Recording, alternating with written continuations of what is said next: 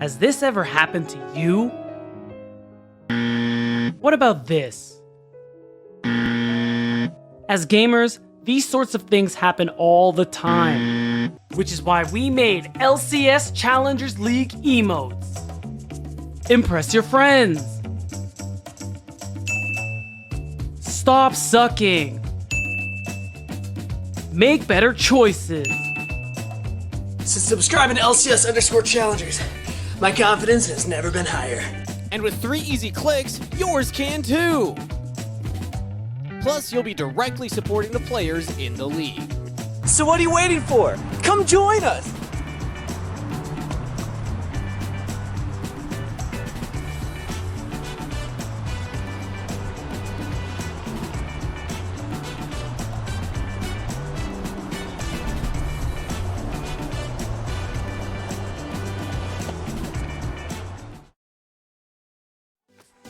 Welcome back to the Rally Cry halftime show. Here I am, Mazel. I'm joined by Gabby and Joshi yet again, and we're going to be getting into it now. I've got the Challengers Safari locked and ready to go here. It's going to be a little bit of fun as I take you down. Now, you might be wondering, why would we possibly go down that road? Well, it's because we had a wild game number 1, all right? That's what I'm going to tell you right now. So once we get to that safari, I'll let you know, but we got to take our preemptive tour of that wild craziness, as it was Evil Geniuses who ended up pulling out the win, and in pretty dominant fashion, even though we had a lot of comfort for the side of Supernova, Joshi. Yeah, I was actually really surprised. Like, this cannon can be really suffocating going into the Olaf, but if you make a single mistake as the cannon and end up going down, this isn't even always your fault. Like, if Sejuani comes up and puts the Olaf ahead, suddenly it stops being a suffocating matchup for the Olaf, and it's really good to see that Surdy's lane dominance is coming through there as well. And of course, I just love it. Ryoma doesn't share food. 8-0 and 0, most damage in the entire game, just jumping on top of player after player. We didn't even see it. We didn't talk about it, but he just jumped over the red buff wall and just one-shot sketch before he did anything in the last fight. Yeah, I think the Jace was looking mighty fine. We'll go ahead and bring up our player of the game as Ryoma on the Jace. And that 8-0 and 0 scoreline, not something you see typically from a mid laner, but you love to see it, especially when resources are delved in the right way. And after some of those leads were gained, we also saw Shaden kind of giving out the resources elsewhere, giving a lot of attention towards Surdy. And Gabby, I think that was a really important transition throughout the game. Yeah, I think that where that prioritization from the Evil Geniuses side was important, because yes, Ryoma has proven himself to be extremely reliable when it comes to damage. He was the highest damage percentage of any player last split, and then now continuing to be that full force.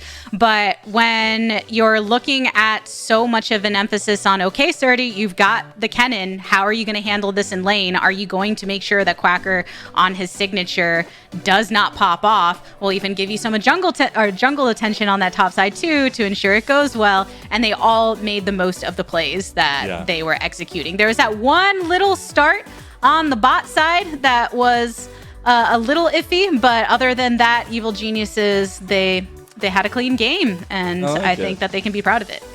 Well, we got our preemptive information out. You guys have signed all the documents. We're getting ready for our safari here, as we're going to bring you to the Challenger Safari. Now you might be asking, why? Well, I used to be a zookeeper at the Buffalo Zoo. I used to work with all kinds of exotic animals. I used to work from anything from wolves down to little reptiles and all kinds of birds of prey as well. I used to work in the education department, so I love teaching people about animals and the ways to approach them, the ways we can conserve them. But here we're talking about players and what kind of exotic animals they represent in my eyes. So I'm going to go ahead and bring up my first one here, as it is a bit of a funny one, but it's one that is also a very lethal predator. So we have the spotted hyena coming through as our first one. So I'll give you some facts here while you guys think who could be a spotted hyena out of these 10 players, and then try to lay some of those facts into why this player would be this animal. Now, spotted hyenas often hunt in groups. They can even take down some of the biggest animals like water buffalo when they're working together. They don't let things go to waste. They eat literally everything down to the bones. They have some of the strongest jaws in the animal kingdom. Actually incredible. They are highly intelligent. Yes, they're called laughing hyenas, but laughing comes as a form of communication, as they use yells, whoops, cackles, all kinds of different sounds to be able to communicate. One of the most intelligent communication systems in the animal kingdom. And though they look like dogs, they're actually more closely related to cats. So who out that last one is very helpful. That's interesting, though. I did not know that one. I am going to guess that based on the discussion that we've had so far, it's going to be Trevor, right? He's probably the player we talk most about their ability to communicate. Gabby, do you have a thought?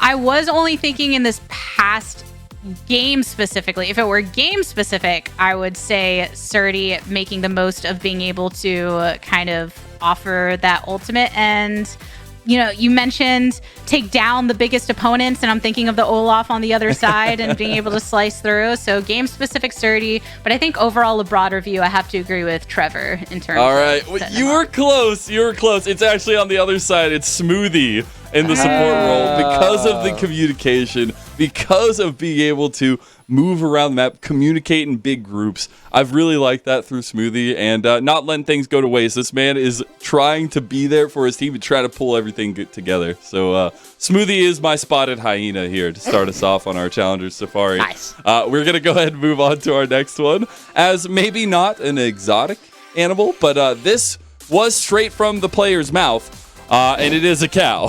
So, Okay. I thought about trying to find an exotic cow, and there are some, but we're just it wouldn't fit. It wouldn't fit. So I'm gonna go ahead and tell you some cow facts here. You ready? Our exotic animal, the cow. They could see almost 360 degrees. Able to see predators from all angles. Is there somebody out of these 10 players that needs to be able to see predators from all angles? They can smell from up to 6 miles away, which is actually just ridiculous. That's far. Being able to also sense out any predators coming their way. They're very social. They do not like to be alone, and they usually and actually always have best friends that are actually traumatic if you take them away from them. So wanting to have maybe a duo, maybe somebody to help them out, somebody fun. Now, they are extremely curious animals. They will toy around with anything in their surroundings to figure out how it works, and specifically latches on gates are some of the favorite things they like to mess with. So, who in our 10 players here, exotic animals' favorite is a cow? As this was, again, straight from the player, as this is their favorite animal. Yeah, I'm guessing this was one of the past interviews you did, and they just said cow for that last question that you asked them. They did? It was a message. It was a message. I messaged the players, yeah. I mean, I feel like you were saying duo and stuff, right? So it has to be somebody. He was kind of heavily implying something. Yeah. Emphasizing that maybe a little bit. Look, this is a meme answer. I'm going to go with Robbie Bob, even though I'm very confident it's not actually him, just because I remember how much he always talks about how much he loves eating beef in particular, and I can understand why that would make the cow his favorite animal, especially when you can prepare it with ranch. That's pretty good. That's actually pretty good. Gavin, do you have any thoughts? Should I just throw out the Trevor? I think you can just throw out the Trevor, but it is actually Sketch, Sketch. whose favorite animal is a cow. It actually I was trying to think of which one would be more likely to say cow as their favorite animal, and I went with Trevor, but I guess Sketch. All right. He said he just used to see them a lot when he was growing up, so it's his favorite exotic animal. I didn't ask why that's an exotic animal, but maybe that's a follow-up question for Sketch. If you see them all the time, are they still exotic? Well, exactly, that's what I'm saying. Yeah, but hey, I don't fault them. All right, I don't fault them. So we're gonna go ahead and move on to our third animal here. Now that was the only one we had as a response for our players. The other ones I have decided. This one here, the Komodo dragon. Which one of our 10 players in this series is the Komodo dragon for me? Now, a couple facts here. If you get hit by one of these things, if you get bit more specifically, you will not last long. Usually about less than 24 hours, the bacteria in their mouths will poison you to death, and they will be following you. You can run, you can hide, you can do whatever. They will find you. Now, they were originally from Australia. They migrated thousands of years ago, but ended up in Indonesia more so. But they originally were from Australia. Now, they also, this is my most interesting fact, their skin is actually composed of a bunch of tiny bones. They are actually like wearing chainmail out of bones. They're called osteoderms. And they're like rings of a tree. They aren't born with these things. They are actually grown through their life cycle to have a nice coat of armor for them. So who out of these 10 players could be the Komodo dragon? Well, go ahead. He narrowed it down quite a bit by saying it's originally from Australia. I because did, that yes. means it's Surdy, Ryoma, or King. But I actually don't know what the rest of it would be. We were talking a lot about how Surdy was like suffocating players in the previous game, trying to suffocate Quacker, so I'm going to have to guess that one. All right, quick, Gabby, you got something? To diversify our options, I'll throw Ryoma because his damage will always find you. All right, you got it. Look at that. Gabby gets the first one correct. Ryoma is our Komodo dragon here. As, you're not going to last long. He will hunt you down. Now, we have less than a minute. I want to try to get through our last one very quickly. And we'll try to be quick. This is one of my favorite animals, one of my top These two. little scars. This is the orca. Now, these orca, which one of these 10 players could be the orca? They are the largest member of the dolphin family, actually. They are not a whale. Now, they are similar lifespans to humans. They can live up to 90 years. They travel extreme distances. Second most in wide-ranging mammals after humans, and they communicate through vocal variations, clicks, snorts, whistles, anything along those lines. They are actually one of, just along the spotted hyena, one of our most communicative mammals in the world. Who out of these 10 players could the orca be? Okay. I'm going to start with the fact that orcas are pricks, Yeah. but I Wow. don't think our players are. Wow. You're just going to orca Throw that one shame out like there. that, huh? Yeah. Is this- Orcas kill things for fun. They do. Like, that's why. And humans? I'm Got him. I'm not Got saying him. we're better. Drop the mic. I Walk don't away. think I wasn't saying humans were great either, but I feel like you're really hitting the communication, right? So this one has to be Trevor. Let's go! Trevor is our final. They swim in pods. He traveled the distance. He's over on Supernova now, and that is a little bit of our challenges so far. Gabby, you got 2 of them right. Joshi, tisk, tisk, tisk. Trying to shame orcas here live on broadcast. Anyways, we do have our second game ready to go. Our last game of the day. I know we were saying so much importance coming into the series for both sides. Wins matter every single step of the way from here on out. Let's see who takes this next one as game 2 kicks off. Yeah, I'm ready to find out, baby. Evil Geniuses came in hot in game number 1 against Supernova, but I'm sure that Supernova are ready to try and claw one back for themselves. We'll see if they take a different look. They are on red side once again. Yeah, and we got to say that Evil Geniuses, they set a trap by going for the Jace really early on in the draft. And as we did look at Supernova, they had one chance to pick up the Olaf as their third pick on red side. They went for it, and then Evil Geniuses was like, cool, no, now we're going to pivot. We're not going to be giving Surdy this character anymore. We're going to be putting it in the mid lane for Ryoma. And I think that if Evil Geniuses tries to go for the same trap, you just got to give Robbie Bob something that's better into Jace, right? It's just say like, well, you picked this champion blind and it has a lot of really bad matchups. Let's make sure that we put it in one of those. It was definitely a situation where Robbie Bob still ended up getting bullied by Ryoma after Ryoma lost a third of his HP and his flash right before the lane started. Yeah, that was a lot of pressure that was asserted early on. We'll see if they can kind You of... see that there? Same? You see that? Oh, okay. Oh my god. Surdy hovered the Olaf. He was like, do it again, I dare you. Yeah. Just hovering. Because, I mean, Evil Geniuses going for the Jace once again. But I feel like the same way they're trying to play that mind game, right? It doesn't mean that they're necessarily going to put it towards Ryoma. So it's saying that, oh, do you think we're going to pull a fast one on you again? Do you think that we're going to actually keep it in the top lane? And then, Quacker hovering immediately to give a little bit of notice to how things went the first time around. But Supernova for now, sticking with some familiarity with the Azir for Robbie Bob. Always something that you can just lock in early without giving too much away for the rest. Yeah. And I also got to say, like, this is exactly the thing that I didn't want to see coming up from Supernova in this Azir, because this matchup, if I'm playing the Jace, I'm going to lose this matchup every single time because I am such a defensive to the point of being a passive laner on Jace.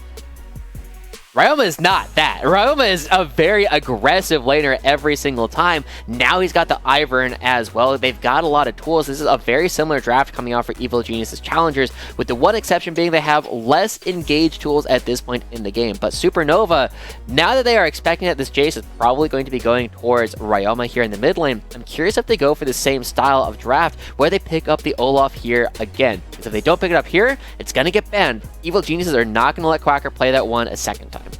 And instead, Supernova for their third pick, locking in the Jinx. So this will be the second game in a row for Sketch on the Jinx. Of course, Music took the Maokai this time around, which was previously wielded by Shaden. And so we'll have that early objective set up. Tree v Tree in the jungle matchup, though Ivern was trimmed up a little bit in the recent patch, but still has a lot to offer in terms of CC, and Daisy is nothing to scoff at. Just that additional body to come through and put in some work. But I think King having the Xayah again is also a good look. They go ahead and they just ban the Olaf now that it wasn't picked in the first round of picks. Just taking it away, saying, Quacker, what else you got? That's a really good question, right? Because that was by a significant margin Quacker's best champion that he can play into the Jace going into 30, right? The Darius is a character where, kind of like the Olaf into Kennen, if Darius gets a single kill into the Jace, suddenly it takes over, you can win the lane really hard. But you should never be able to get that first kill, and that's one of the things that Sturdy has been so good at, is going through a lot of these laning phases. He maps out so many decision trees in ways that other top laners really will not. And Supernova, they currently have a lot of range. They have a strong front line coming out in the Maokai, and so Supernova are really asking a lot of questions on what it is that Quacker will actually be able to play on the top side to be aggressive and to potentially beat up what Sturdy is looking to play. Yeah, I mean, Evil Geniuses are definitely trying to send a message here. They take away the Olaf, they take away the Darius, and it's more pressure on Quacker in that solo lane for what he's going to use in this matchup. Obviously, he's played other stuff too, plenty of Renekton, but guess who's banned? Renekton as well. Yep. You're running out of options for the Supernova side, but they do lock in the Rel. Ooh. Likely to be paired with the Jinx in the bot lane, and the Alistar is the last lockup for Evil Geniuses. Speaking of picks that Quacker plays, 6 games on Cassante, but Cassante was just locked in by EG. And then now we'll see, what Supernova end up bringing through here. Not sure if Quacker has played it, but Malphite goes insane in this draft. Yet. And there it is, though. Like, even though it is not the easiest lane in the world to play up against the Cassante, it is just so good in this game. You have physical damage from Cassante, you have physical damage from Jace, you have physical damage from the Xayah, and then you don't have damage coming out from the Ivern and the Alistar, right? This is such a good opportunity for Supernova to have this incredibly strong top half of the map. And Supernova's frontline is so difficult for Evil Geniuses to try to get through. And so just as we were looking at from before in our first series, it is now on Evil Geniuses to get enough of a lead, particularly for Ryoma and King, to actually be able to shred through these armor tanks that Supernova are going to be playing with. Yeah, because when you're looking at the top lane for Supernova, if Quacker is not able to play the champs he wants to from a laning perspective, just put him on a champ that's going to have an ult that can do well for the team and tank up a lot of the damage and be able to focus down members of Evil Geniuses to set up, especially when you're looking at the ult paired with Rel's ultimate as well. Could have some good combinations here. But what do you make of it, Joshi? Is it enough for Supernova to be able to bring this one back with a dub? I mean, I think this is a fantastic draft coming out from Supernova. Really turned around a lot of the issues they had in their first game, and now the biggest thing that they're going to have to do is make sure that their bottom half of the map in Azir and Jinx don't fall behind. If they're coming into these fights from the second and third dragon even or ahead, it's incredibly difficult for Evil Geniuses to come back. So Evil Geniuses, more pressure on them to handle the early game and create these leads for themselves. And it's something that they posed previously when they were putting Surdy on the Kennen and saying, okay, how are you going to handle yourself in lane? We're relying on that to oppress. And now a different look for the squad overall, with some switch outs of the pieces in jungle position, top side, and down in support, but still some similarities in identity, and Ryoma and King being the big damage dealers that we're looking at here. Ryoma, we were looking at the graphic as player of the game previously and what he was able to do on Jace and to offer that poke from afar. We'll see if he can do it again. Now, one of the things that I oftentimes look at, right, because Malphite is such a simple character in the kit, it is one of the characters that is most prone to just being run over, right? If you don't actually know how to play Malphite, don't pick it, just because it's the kind of character where if you get far enough behind in lane, if you start having to use your ultimate defensively to run away, you don't exist, right? It is one of these characters that does have a very straightforward way to play the game, but we know Sturdy has to be very comfortable in this matchup, whereas Quacker will be looking for opportunities. I have to admit, I've seen more bad Malphites in Challengers League than I have seen good Malphites, and this is an opportunity for Supernova to showcase that they have a variety of different styles that they can play, that Quacker is more than just the carry top laner that has one Supernova game. Yeah, sometimes when you have a simpler kit for a champion where it's very straightforward what you're trying to do with them, it makes it very apparent when you do the right thing and very apparent when you do the wrong thing, right? You're thinking of Unstoppable Force here on the Malphite, or like a Solar Flare from a Leona, those kind of ultimates where, I see if it landed and I see if it didn't, and if it doesn't land, that is a big tool of our team that no longer exists. Or as you're saying, if he has to use it defensively just to be able to dash away, then you don't have that knock-up when you're trying to face off against Evil Geniuses later on, and you know that they are going to take advantage as soon as they are able to draw one of those engaged tools away from Supernova.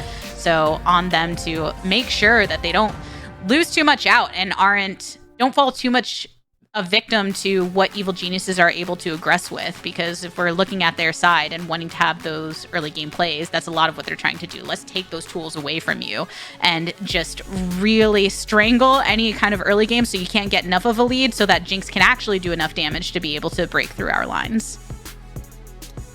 The only other player I do want to highlight in this game is going to be Robbie Bob, right? We started out the day talking about how this was looking like a much better split coming out of this guy than what we saw when he was substituting in for Evil Geniuses in Springs. Being able to play a lot of his own characters, and as he brings us Azir, we gotta say that, unfortunately, we only really saw one opportunity for Robbie Bob to try and make something happen, and then after that, it looked like he was so focused on preventing Surdy from playing the game that he didn't have good opportunities to use the Emperor's Divide again after that. Evil Genius were attacking them too quickly from too many different sides. This is a very similar matchup. We gotta see what he can do now that he can't expect his opponent to be walking with a deficit.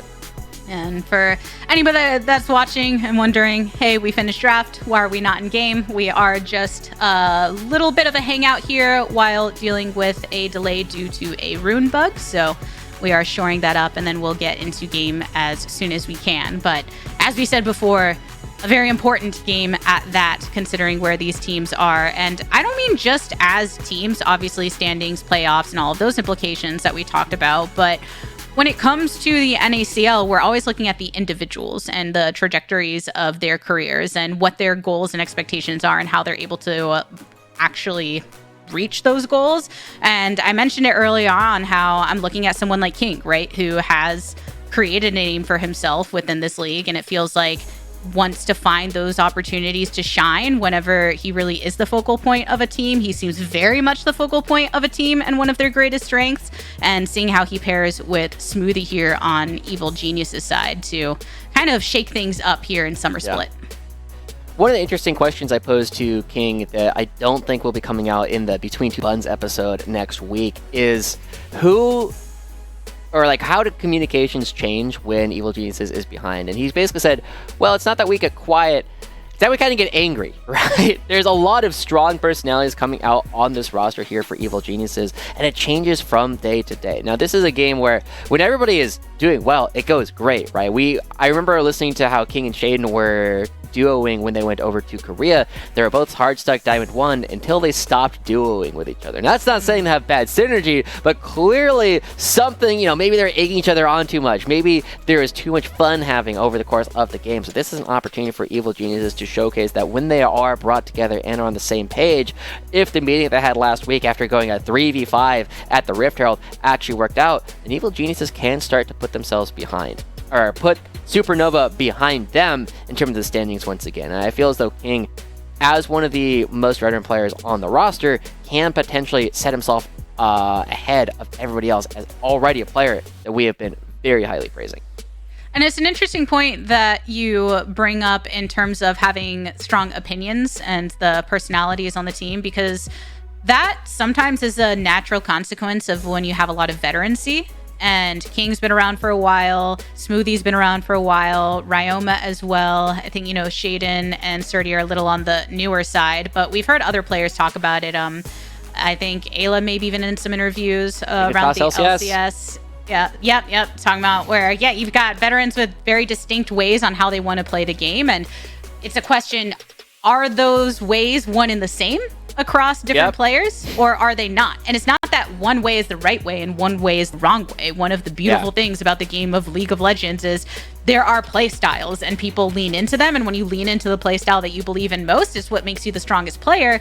But if you're not all on the same page with that play style, then that's when things can really seem wacky. And you see the strength of it in like the last game, for instance, where Evil Geniuses had wins across the board. When you're ahead like that, then the path to success became it's a bit more clear, right? In terms of how do we win this game specifically. But when you're on the back foot and you're in a game, for instance, where you're down a lot of gold, maybe there's some dragon stacking on the other side, there are a couple ways that you can respond to that. Sometimes people like to take a bit more of the aggressive look. Let's try and get scrap and go looking for picks. Other might say, let's hold back. Let's not push the go button if we don't need to and wait our time. And you can already see how those ideas can clash. No idea where those might be forming in terms of communication on individual players on EG, but I'm assuming maybe that's part of what's being discussed in terms of trying to get on the same communication page when you're in those deficit sort of situations.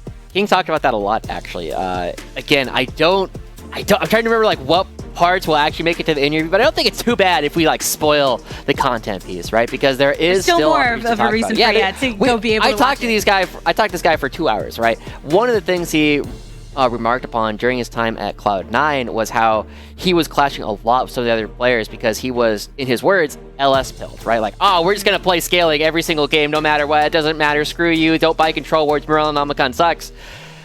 And he's like, wow, that doesn't work when the rest of my team doesn't want to play that way, right? It is one way to play the game, but you have to be entirely on the same page. And as we were talking about with so many different players, we have seen Ryoma, Shaden, Smoothie, King, sometimes Surdy as well, whenever they're put behind, they feel a need to start going for some of these fights. They don't necessarily trust that they will be better later on in the scaling aspect, which, I mean, now they might actually be able to do that as we finally find our way into the game. Sorry, I've forgotten the button in the other room. I actually went to go grab it. I had my roommates deliver it, so finally was able to press it to get the game started. Yes. The button was just it's a little all the too casters. Far. Yeah.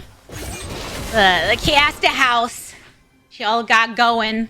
But hey, we're in the game. It's the last game of the day for this stream. Remember, once we're done with the series, we will be going and raiding the other stream that we got going on. But nonetheless, like I said, excited to see EG, Supernova, which one's going to come out on top in game number 2 of this series. We are seeing that Supernova trying something a little bit more aggressive, and Ryoma trying something less aggressive, right? Not moving over towards the Pixel Brush and losing some early summoner spells. It should help out their laning phase quite a bit, but again, we set this up a little bit. I really like the Supernova draft based on how they have picked everything out so far. They have a very strong front line. They have a very strong back line. It is a fairly straightforward front to back for them to try and go for, especially if Quacker and Music can get some armor for themselves. But it also means that Music will have a little bit less control over the dances for the actual game because he has to use his money on defensive items instead of going for something like Demonic Embrace to poke out people every single time they come to the dragon. And speaking of just poking out and aggressing across, we're seeing King and Smoothie and Sketch and Trevor on that same pairing with an engaged support where you're expecting, one to go in, whether it's just a little bit of a knock-up or lockdown to set up some of the poke for King and Sketch to be able to follow up on. Slight little bit of a CS lead for Sketch there on the start off of some of that poke. But now Surdy and Quacker on a very different matchup than we saw them during the last game. Surdy coming through with the Cassante, very prioritized in the top lane, pretty much since introduction into the game of League of Legends. And then Quacker having to gravitate towards that Malphite pick after getting banned out a lot during the draft and having a more team-oriented approach to what he brings to the draft.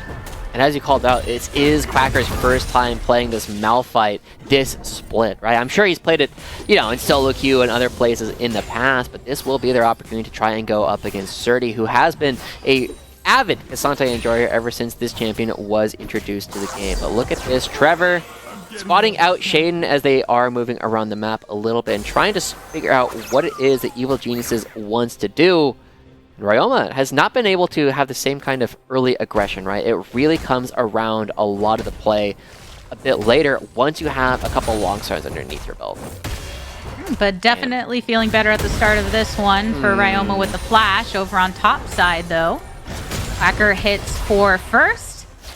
Flash used. Surdy still holding on to his. Now expelling the flash in response to Quacker stepping up, who's in a little bit of a pickle here. He is the rock between a rock and a hard place. And was just trying to wait out long enough so that he couldn't give over first blood. Got the execution. I respect it coming through from Quacker, right? Trying to find that kill, because if he does get the kill, he denies a wave of minions. And this early on in the game, that is a big win coming out for the Malphite. Ultimately, does have to teleport back into lane, but it is a flash for flash at the end.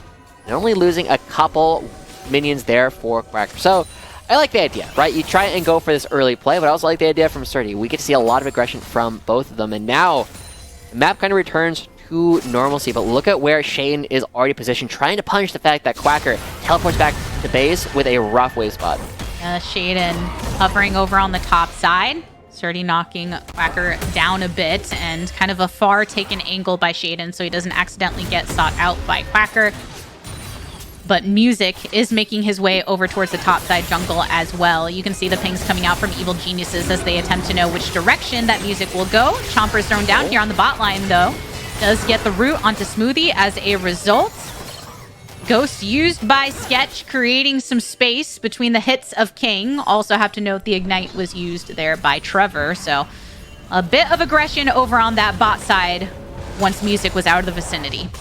I spent a lot of my time not watching the fight there and actually just watching the minimap to figure out what was going on. Shaden does end up getting the Krugs and then running away from Music, but as we go back into the bottom side of the fight is, as you said, more summoners being spent here by Supernova than by Evil Geniuses. And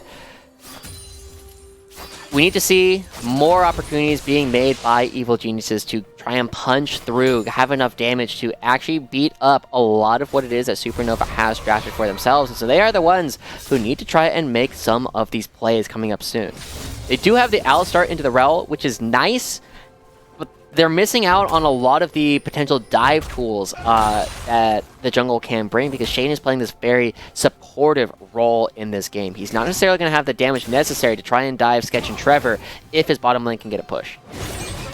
With the current state of the bottom lane and King and Smoothie going back, Music spending some time down bot, it is Supernova that are starting up and trying to finish off this first dragon. Shaden is here, but you can tell by the positioning on the map, by Ryoma, as well as the Evil Geniuses bot lane, that they did not plan to stand up to contest. Instead, right now, getting that back-end removal of some of the warding. But Supernova with some control there of the objective in response to the back timings.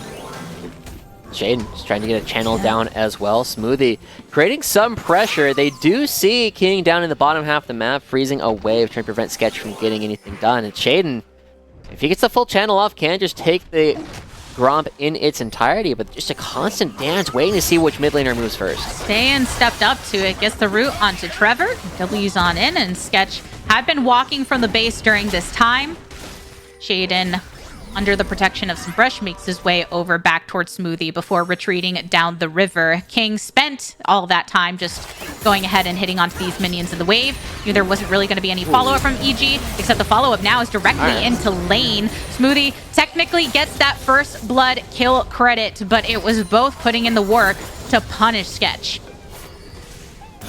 Oops, I don't really know what else to say from that. Sketch had the flash, just walked up into a root, let Smoothie get the headbutt combo down, and that's just an easy first blood coming out from Evil Genius. Is an unforced error by Sketch in that play, and that does start to ask a little bit of questions, right? When we start looking at the pressure that Kraken Slayer plus the Lord Dominix for the armor pen does provide, you can actually punch through some of these incredibly powerful armor tanks when you get through 3 items, but you just gotta get there. Accelerating Evil Geniuses for free is a little bit concerning when we know what they are able to do for the rest of the game. But Supernova, it's not at a spot yet where they are in a dire position. It just is starting to ask questions of what is going to happen.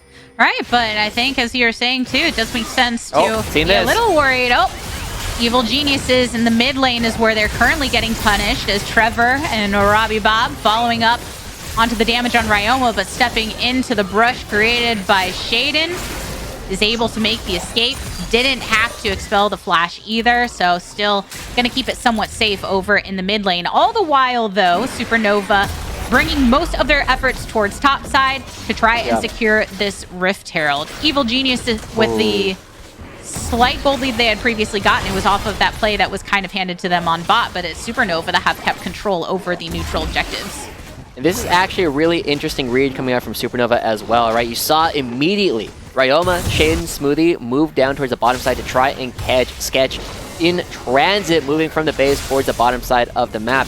Doesn't actually have an opportunity to go for it because Sketch went top side instead. Quacker, a lot tougher of a cookie to crack, but it is still going to be giving King a little bit more. He is up 20 CS already, getting plates all to himself, whereas Supernova trying to respond on the top side. They should be able to get a total of 3 plates, but they're split amongst a bunch of different members. Another pretty immediate use of the first Rift Herald of the game, but this one a bit more intentional, slammed into the top side, so removing some of the plates from Surdy. That was that rotation over from Sketch towards top that got extra value because of the responsiveness of EG, thinking that Sketch was going to be going toward the bottom side, but nonetheless, King, you were talking about Joshi, still getting to farm up all the while.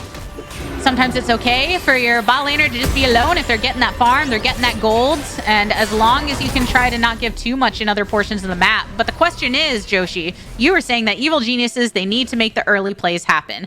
How are you feeling about the current status of the game as we hit 10 minutes? It's not enough yet, but the real question is going to come around the 1 item mark, right? When there is a lot of power coming through for King and Ryoma, just because they will have the damage to put out, where Sketch and Robbie Bob aren't at their most powerful just quite yet. So this next Dragon fight in 40 seconds will tell us a lot about Evil Genius's chances in the rest of this game, because if Supernova can get it for free, then Supernova's chances become so much better. But if Evil Geniuses can take the Dragon and find a couple of kills to boot, it can put them over the edge in terms of the amount of damage they'll be able to do to the armor tanks. Yep, and that Dragon is spawning in under 30 seconds time. Plenty of resources available to both teams. All flashes are up. Sketch had just used that Super Mega Depth Rocket to get a little bit of a hit onto King down bot and some idea of where he could be. So that is the only one that won't be up for a potential fight around this. That's just now spawning up, but King feeling pretty good about having that Kraken Slayer completed. A nice item lead for him ahead of any potential team skirmishes. And Evil Geniuses, while they obviously do want the Dragon, even more than that, they want to win a fight here, which is going to accelerate their goal. And it doesn't look as though Supernova want to even go for any fight at all. And Evil Geniuses they're going to back away from the Dragon. Again, like, that's a prize that is not as important as actually going for any of the fights.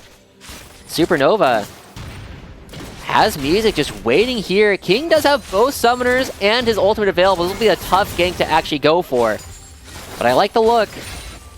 Evil Geniuses were playing it safe to get back to lane. Smoothie and King now making note of music. Trevor and Sketch moving throughout that river because that Dragon was not taken. EG had backed off, so Supernova now have a chance to try and establish some of their vision, not on the back end of the pit, and it would be difficult for them to wrap themselves towards that direction anyways, but it's a little bit of this kind of ping pong, Joshi, of just who's neither really wants to focus on the Dragon as much as trying to get that fight started, and it's who's going to make that move, who's really going to step up and try and get that going. But Supernova, they don't want to take it now that King is here with some more of the damage threat that he has. Meanwhile, mid, Ryoma targeted with 2 ultimates down mid, knocked down back.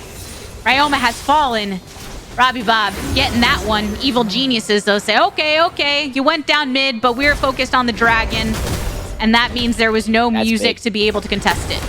Yeah, I mean, the way that music goes in and knocks Ryoma into the root guarantees the kill there. But, as you already called out, it was Evil Geniuses picking up the dragon, and we'll see how many plates they are able to grab as music coming in a little bit late, a little bit more money going over to King yet again in this bottom side of the map. I mean, Evil Geniuses about 1,000 gold ahead is like still super borderline in what they can actually accomplish. The fact that Robbie Bob gets the kill in the mid lane and also has the crown means that these fights are going to start going longer and longer, which is really tough for Evil Geniuses. Oh, all the while, up top. Surdy and Quacker still going at it. And remember, there is that one death held by Quacker, but it was an execution. Did not quite put gold into anyone else's pocket, so the CS being pretty even between these two top laners. Really focus on what we'll be able to see from Quacker in the team fights later on. But currently, that gold lead that Evil Geniuses were starting to build for themselves, it is somewhat stabilized, Joshi. We haven't really seen many aggressive plays in terms of the skirmish and the fight from them. I'm curious where Evil Geniuses tries to make the next fight, right? Because one of the core things about this composition is while Xayah is going to be getting outranged in a lot of these fights, Jace can outrange people even heavier in the situations before the fights actually break out, right? He does have the poke. Oh, Shaden was deep into enemy territory. Easy. And Sketch using the ultimate to be able to finish off Shaden. That's your Jinx, getting a bit more of that gold. Supernova trying to work to make sure that Evil Geniuses are punished when they step up too much into their own territory. Yeah. I really like the position here from Supernova in general, and as we kind of touched on before this game even started, they need to find wins here. The rest of their split is looking very difficult in comparison to what they have. And so, now that they are starting to get a bunch more members on one item as they're starting to group up, Evil Geniuses missing out on Shaden as another objective. Going to be going over for Supernova, and Evil Geniuses find the fight. Shaden's walking up, but won't be able to make it there in time. Quacker no ult. Smoothie goes in for the knockup onto 2. Quacker able to eat any of the autos that came out from the Evil Geniuses side. Red team's turret has been As the ult ends up going through, or no ult comes through, right? Supernova able to just walk away from that one. The pick onto Shaden, allowing them to find another objective. And as you said, the gold lead remaining stable. Really tough position here for Evil Geniuses. Now, we did see that Ryoma was able to consistently find his way into the backline previously. And as we start looking at this game again, I'm trying to figure out where Evil Geniuses kind of draws their line in the sand, because the later the game goes, in terms of just like raw damage output, Supernova will outpace them. And so they don't have like great players that are known for their ability to find all these cool flank angles, right? Surdy was one of the best at that when he was playing things like the Camille, but now that he's on the Cassante, it's very easy for Supernova to mark him. They have the Maokai. Every single time that he tries to go on a path, it's like, well, we're just going to throw a seed in the bush and see what happens. And for Evil Geniuses, when you are looking at the fact that, okay, yes, King can get strong. Yes, I should be able to do a lot of damage. But as you're noting, the range being a difficulty for Supernova. And then if Surdy isn't able to hold strong and kind of create that protective barrier for King to be able to do his thing later on, then that can be a big problem, as Supernova have a lot of tools to be able to both engage and disengage in these fights. And we've known Robbie Bob to be very willing to throw his Emperor's Divide for single targets as long as that target is somebody that can be the huge difference maker in the fights. And we've still got 40 seconds to go until this dragon spawns, a chance to set up some of the warding as Evil Geniuses hover around river.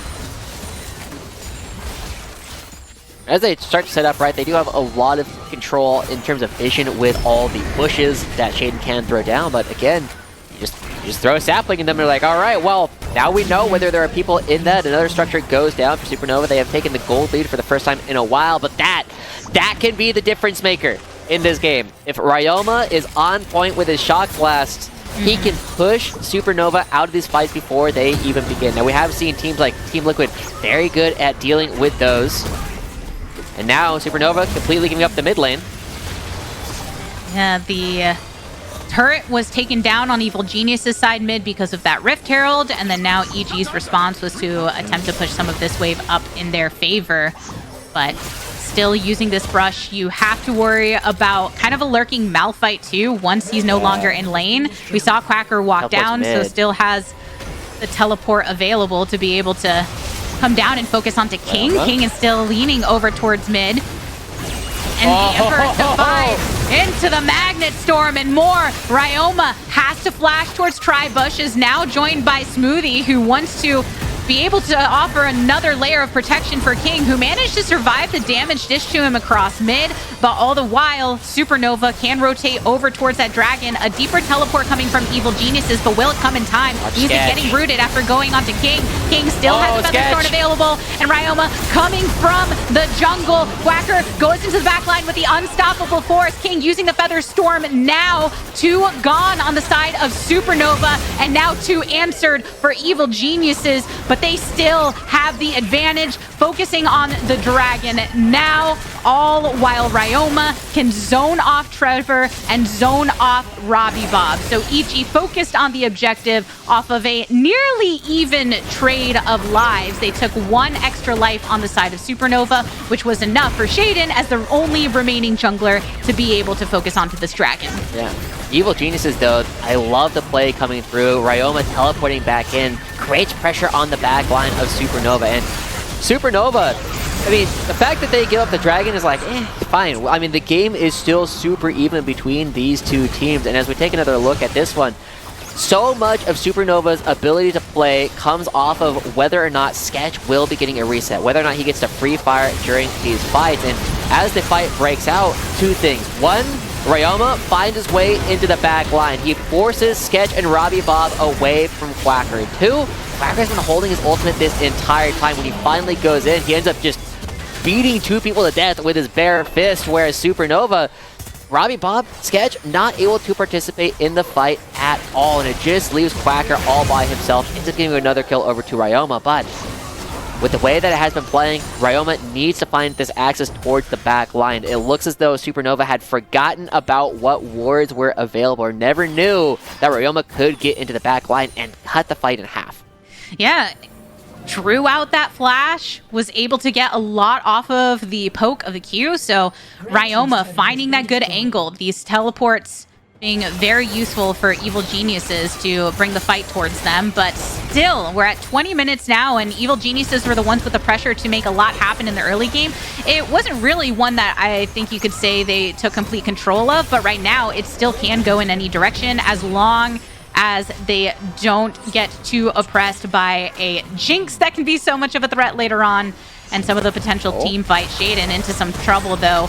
Quacker, unstoppable force to lay it up for the rocket to come downtown, and Supernova coming through to get the kill onto Shaden. A lot committed though, right? Multiple ultimates from Quacker, Music, and Sketch all used in order to try and pick up that kill, which they do. But now Supernova are in a position where they need to be very careful in any fights that come out after. And one of the concerns I need to raise here, Gabby, is how much money Sketch actually has in this game, right? He is 70 CS down going up against King. He is missing out on a ton of money as compared to his lane opponents. And so far, we were saying that King, once he gets to 3 items, once he has the Lord Doms on top of the Kraken Slayer, can actually chew through Quacker and Music if these fights go long. The front to back does become more difficult. Supernova, again, the big question is going to be, how are they going to get these fights set up? They can look for those kind of one-off picks again, but getting the one-off picks will not necessarily build you a lead. You need to get the pick and then the objective after that one. That seems to be something that Supernova has struggled with in the past. They're not bad at finding the openings, but finding a way to close out the game has been a struggle for this roster. Yeah, some of those picks will at least shore up some of the gold lead that EG have gotten on an individual level. King specifically having about that 1,000 gold ahead of Sketch. But yeah, when you're getting that pick and you're using multiple ultimates and there's not an objective available to try and collapse upon, then you're not feeling as much of the immediate value in how you want to be able to smother EG out of contention within this game number 2. And now we're 22.5 minutes in. It means Baron's a possibility. We still have over a minute and a half till the next dragon, but that need to focus on both sides of the map when that becomes a possibility. Right now, Supernova stepping into the river to try to gain some control of it. The control wards were previously thrown down by EG, but will likely be cleared out. Yeah. Supernova also need to be very careful about this ward that exists behind the red buff. Right, that's a fantastic position for Ryoma to try and come in for a flank. And as Supernova, they're starting up this Baron. They do a lot of damage to it. Azir will shred through this objective, but look at that. Surdy already going towards the fight. Ryoma double teleporting behind them as well. That was a good ward to be brought down. Sketch already chunked a half. Music coming in with the Q. Ryoma is wrapping around the back of the pit. Everyone is drawn off of the Baron. Multiple ultimates have already been expelled. Music being one of them, and that Nature's Grasp is so key. So everybody's just going to back off for now, Joshi. It was looking close for a moment. Week 3 Evil Geniuses goes wild there. They lose their minds, right? Ryoma probably goes in, but this time they're showing a lot more patience in their willingness to try and take these fights. Give Ryoma more and more time to put these shock blasts down. Now, eventually, when Sketch does have a Bloodthirster completed, he'll be able to kind of shrug off a lot of the damage that Ryoma has, but he's only on 2 items where his opponent is halfway done with the third. Another dragon spawning again. Evil Geniuses. I mean, it feels as though they are more in control in ways that Supernova have not been able to exert. We've only seen one play from Supernova where they are unequivocally the aggressors. And now, as they start moving out again to potentially threaten the Baron, there's a lot of vision coming out from Evil Geniuses. And they should be able to know if and when Supernova decide to try and contest on the objective. You can see that King is already leaning over towards Dragon side. And as a result, Supernova, they've got their sights onto the Baron again. King should be able to get here quick enough, though, having already finished the 3rd dragon of the game. Supernova trying to set up for a potential turn. Ryoma on the outskirts of the pit. Once again, Trevor locks himself into the backline with the Magnus Storm. A route onto one means Smoothie has gone by Sketch, all the while poking behind him. Surdy taking the majority of that damage. And a big hit onto Sketch means Ryoma is a popping off. Music tries to flash away, but Ryoma has his claws latched into him, grabs a triple, a quadra here over for Evil Geniuses, which means this Baron should be burned on down. Waiting for the cracks to show from Supernova. Sketch taking so much damage before the fight even starts, and Ryoma comes up big again, winning Evil Geniuses the Turtle Baron buff in this game. They have suddenly gone from a position where it's like, can they even go for these fights, to a position where Ryoma is absolutely dominating the team's ability to actually go for anything. Watch how much damage Sketch actually takes before this fight starts, right? He ends up getting hit by 1 shock blast. He's already down to 20% HP, and yes, he eventually gets this reset, but Daisy is wailing away the entire time, and as Quacker goes in, Ryoma says, oh, that's awesome. That is one of the blockers not able to participate at all. Ooh, what is that? That is Sketch not able to do anything. Ryoma flashes the wall, picks up the other damage carry, and you cannot front to back if you have no back. Yeah, I feel we got a little bit of a preview of what Ryoma was going to be able to do in that fight when even walking with the rest of the team, when he would just throw out an occasional shock blast, you would see the way that it would chunk Sketch. You would see the way that even the tankiest members would be hit by that damage. So once he found that chance in a team fight, it was looking pretty good for Evil Geniuses there. And now Turo Baron buff in effect for a minute 45 more. They're bringing it towards the top lane here first. They've got Surdy elsewhere with the Unleashed teleport available. This information very known to Supernova in terms of his location, because Quacker was just down there on the bot side to try and match him a bit, but also has the teleport if needed. Yeah, Supernova, they just feel so cautious, so arguably timid about their way to actually go for some of these plays, right? It has been Evil Geniuses who are consistently trying to get the fights going on their side. Nobody on Supernova has been able to create a situation where they are putting pressure onto Ryoma. in these fights. He's the one exerting all the pressure. He is the one who knocks, and now as Supernova throws out the ultimate from Music, cool to hit Ryoma, but there's no follow-up to the engage at all. Supernova are just slowly bleeding across the map as, again, Evil Genius is the most controlled version of this team we have seen the entire split. Yeah, and you can tell in those moments when Music is having to throw out that Nature's Grab just in that defensive way as you're talking about, and Evil Geniuses making sure they don't overstay in some of these fights. I think they recognize the impact of, getting a single pick here. You laughing? Yeah, they're just all hiding in the bush. Yeah. Do you like hiding? I feel like it's I like can be seeking. fun. Yeah. But here, Supernova having a hard time seeking though. I do want to see them just go for something, right? We have Quacker currently matching Surdy off in the side lane, or I guess the mid lane at this point, but Supernova haven't pulled the trigger. It feels as though they have too ingrained the idea that they're just going to use the Emperor's Divide once they see Ryoma, but if you can catch onto him early in the fight, suddenly your backlane's not under any danger, right? If you can put pressure onto Ryoma so that he is not able to jump onto Robbie Bob and Sketch, that's your ticket right back on in. And typically, we associate a lot of the ability to recognize these win conditions has been attributed to Trevor in most of their games. And this is another opportunity for him to kind of step up, help his team realize that, and look for these more aggressive plays on their own. They have another Dragon spawning in 40 seconds.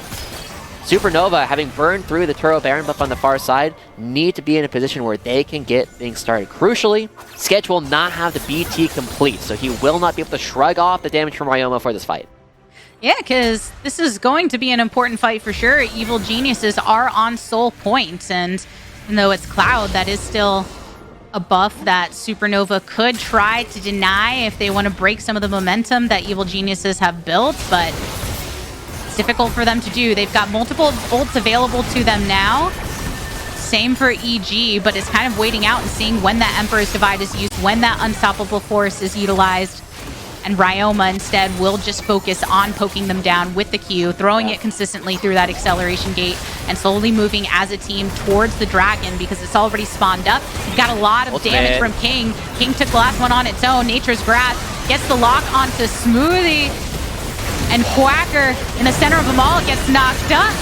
Oh, but Trevor separated by Ryoma. Quacker having to use the Unstoppable Force to just goes the gap, but cannot get the knock up in the follow-up. So even though Evil Geniuses do lose Ryoma in that Supernova, they lose too. EG got the soul for themselves, and that is an advantage that they will continue to push.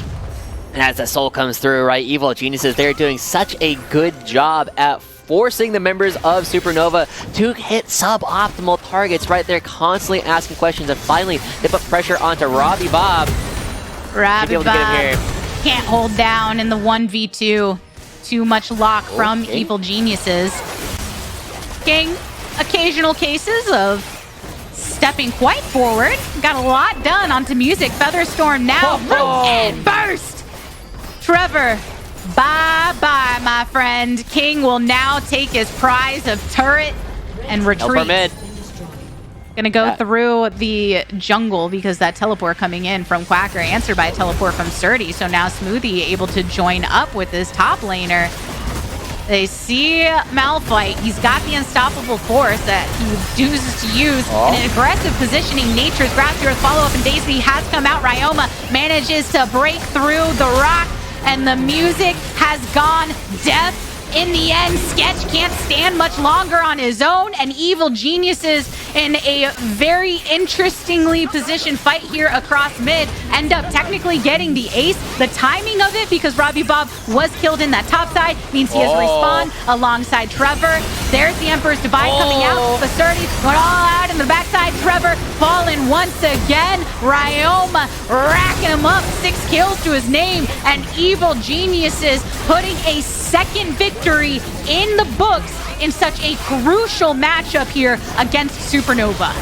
This has been not only the cleanest version of Evil Geniuses this entire split, but arguably the best series the entire split that Ryoma has played. Once again, creating so much pressure on the backline, basically on his own, consistently asking questions about what Robbie Bob and Sketch are going to do.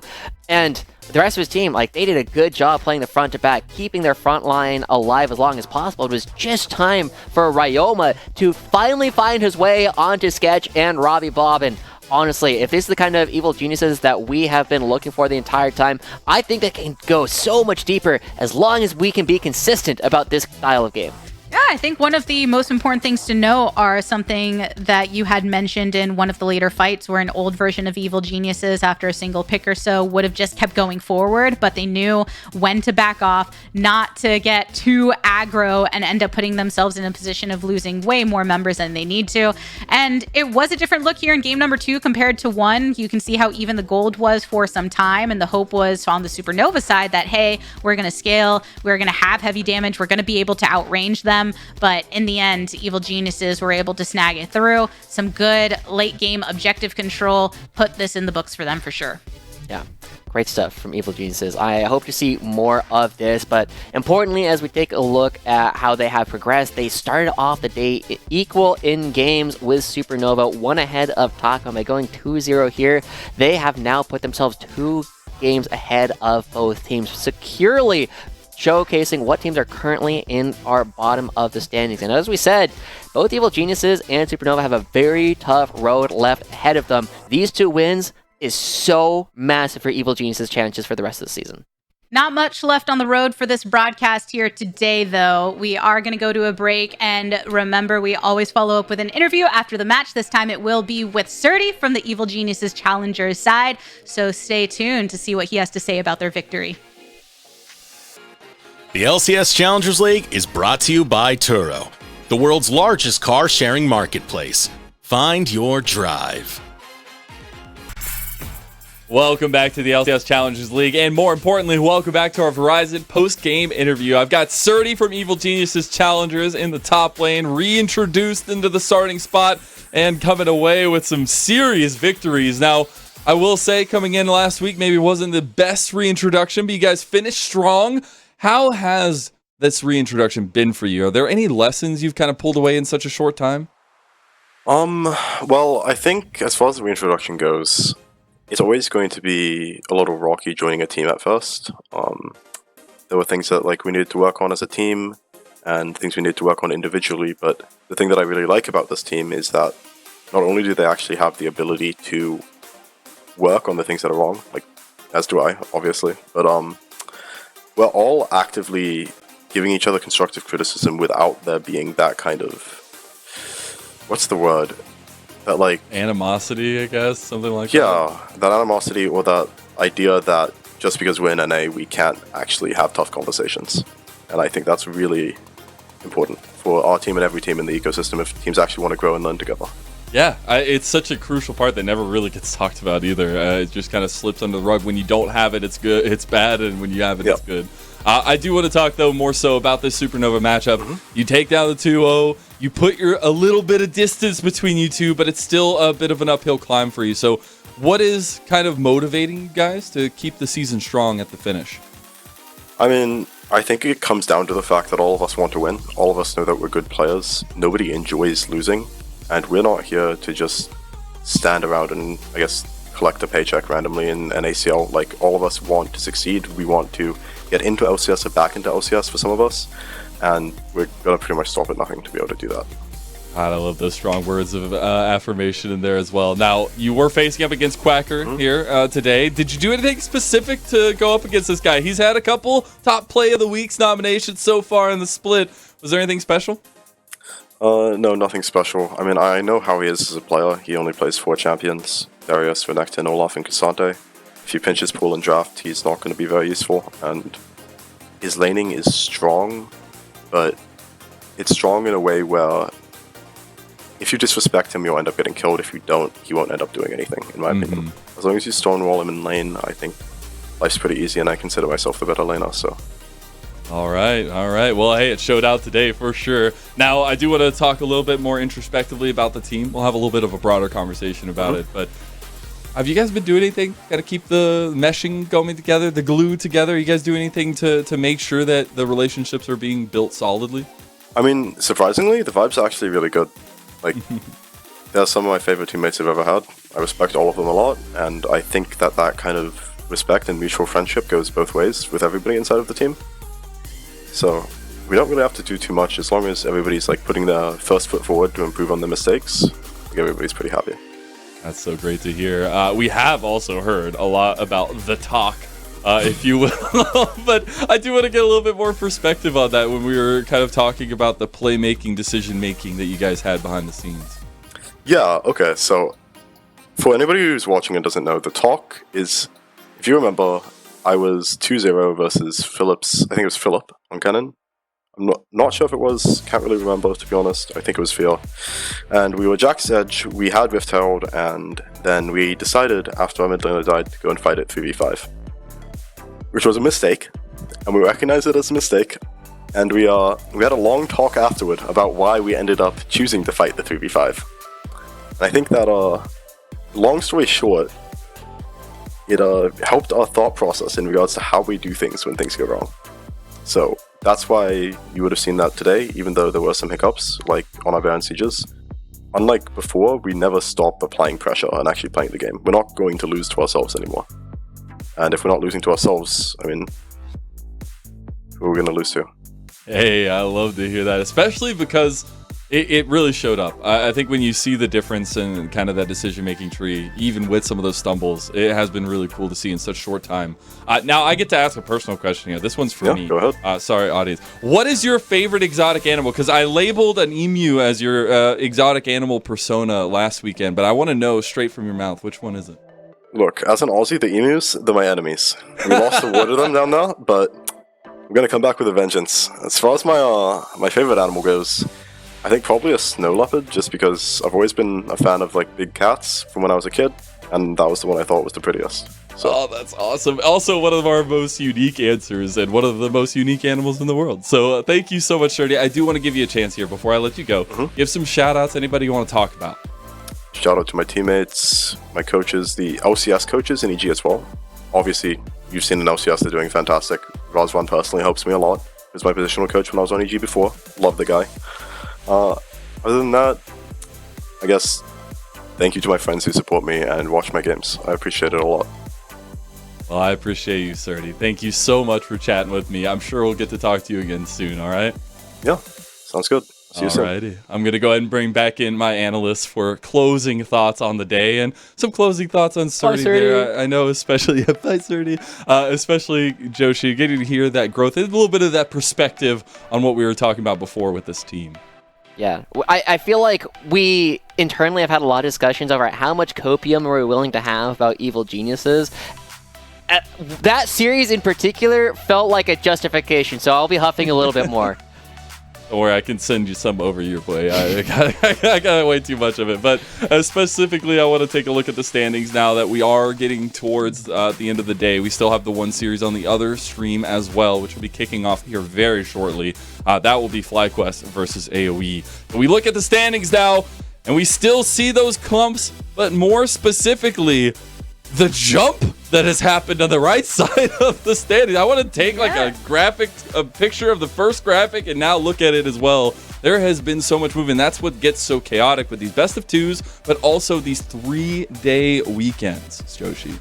Yeah, it's definitely a spot where Evil Genius jumped up quite a bit because of the clumping that we have been seeing. Now, it is finally a spot where, at least on the left-hand side of the graphic, we are starting to see more 2-game gaps between our smaller clumps. But the right side, you can still see Supernova and Taco only 2 games behind 6th place. They can still jump up really hard, but as we already touched on, they have a very difficult road left ahead of them. Gosh, you can really see the impact of not just today's EG series, but the previous one. Because yes, they 2-0'd Supernova, which is why there's more space between them. But Maryville University, that were splitting so many of their series 1-1, but getting that 0-2, putting them neck and neck in terms of record, but obviously the head-to-head in favor of EG. Lots of movement when you're considering what matchups have happened recently. And especially because only 8 make it into the playoffs. 2 teams will be forced to go to the promotion relegation tournament. But that specifically being said, that is it for us. We are coming up on FlyQuest Challengers versus AoE. Right now on the other channel, they're actually interviewing Young from Disguised. So it should be a lot of fun if you get in there fast enough. But before we do, we always have to give what is due. It is the LCS Challengers League is brought to you by Turo, the world's largest car sharing marketplace where you can book any car you want for just about any occasion. You want to take some pictures, you want to go on a road trip, you just want to have a cool car in your front yard, go to Turo. Forget about your boring rental cars at Turo.com. We'll see you over on LCS_Challengers, and make sure you sub so you can spam those emotes. We'll see you next time.